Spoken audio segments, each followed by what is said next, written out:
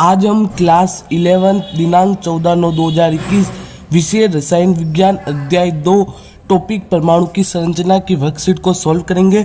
तो चलिए स्टार्ट करते हैं। आपका सबसे पहला क्वेश्चन है कि निम्नलिखित को परिभाषित कीजिए। ए समस्थानिक, बी संभारिक, सी आवृत्ति और डी आवर्तकाल। इन चारों को आपको परिभाषित करना है। तो अब देख लेते हैं इसका आंसर। सबसे पहले देखते हैं समस्थानिक किसे कहते हैं। एक ही तत्व के भिन्न भिन्न परमाणु जिनकी परमाणु संख्या समान हो लेकिन द्रव्यमान संख्या भिन्न भिन्न हो, उन्हें हम समस्थानिक कहते हैं। दूसरी संभारिक, भिन्न भिन्न तत्वों के परमाणु जिनकी द्रव्यमान संख्या समान हो लेकिन उनके परमाणु क्रमांक भिन्न भिन्न हो, उन्हें संभारिक कहते हैं। तीसरा है आवृत्ति, किसी बिंदु से प्रति सेकंड गुजरने वाली तरंगों की संख्या को आवृत्ति कहते हैं। चौथा है आवर्तकाल, एक दोलन पूरा करने में लगे समय को आवर्तकाल कहते हैं। यह आपके पहले क्वेश्चन का आंसर होगा। दूसरा क्वेश्चन है कि रदरफोर्ड के एल्फा किरण प्रकीर्णन प्रयोग का संक्षिप्त में वर्णन कीजिए एवं उस प्रयोग की उपलब्धियां भी लिखिए। तो इसका आंसर होगा रदरफोर्ड ने सोने की बहुत पतली पन्नी पर एक रेडियो एक्टिव स्रोत लेड बॉक्स में रखा रेडियम की सहायता से उच्च ऊर्जा युक्त अल्फा कणों की बौछार की। इस पन्नी के आसपास जिंक सल्फाइड ZnS से बना एक वृत्ताकार प्रतिदीप्तिशील पर्दा होता है।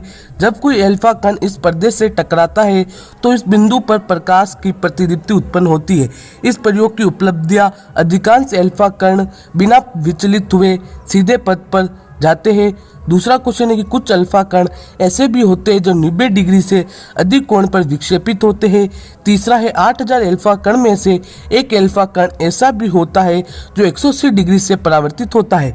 यह था आपके दूसरे क्वेश्चन का आंसर। तीसरा क्वेश्चन है कि थॉमसन के प्लम पुडिंग मॉडल को समझाइए।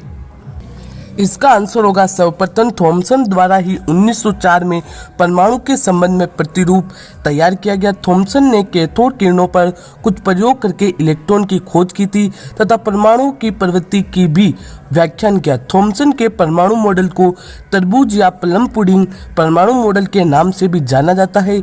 इसमें धनावेश को पुडिंग या तरबूज तथा इलेक्ट्रॉन को प्लम या बीज की तरह माना गया है। इस परमाणु मॉडल का एक महत्वपूर्ण लक्षण यह है कि इसमें परमाणु के द्रव्यमान को समान रूप से वितरित माना गया है।